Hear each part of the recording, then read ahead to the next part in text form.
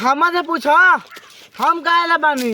हमारे पूछा भैया कच्ची घुमा घुमा के बेचता हूँ भैया नु बहुत लंबा लंबा चोली घुमा के बेचता हूँ। अगर तुम्हें चाहिए तो बोला। कैसे हैं आप लोग। तो आज मैं बात किया हूँ टुनटुन यादव का होली का सॉन्ग जो गाना आया है होली का, तो उसी के बारे में बात किए हैं। तो वीडियो बनाने का एक ही मकसद है रहता है आप सभी को दिल से हंसाने के लिए, ना किसी को दिल को ठेस बनाने के लिए। तो वीडियो देखने के बाद में भूल जम जा। अच्छा तहरा के चुन के एगो चोली दी। अब देखो भैया मान भौजी हम ताजा कहल चाहता नहीं कि आज हमारा पेले के मन ना करता वही तो नहीं गरियाम ना कस के देलम आ बड़का बाबू के लंड से ठेलम।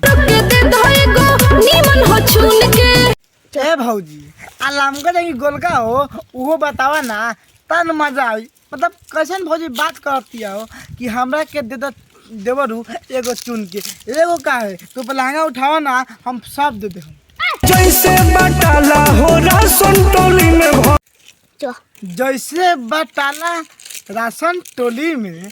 अरे भैया भसरी वाला तार कहे के मतलब का बा कि राशन में टोली बटाता तो से तो भौजी सब गांव दे देबो आए कहता जाई लोग के बाटो तनी चोली होली में।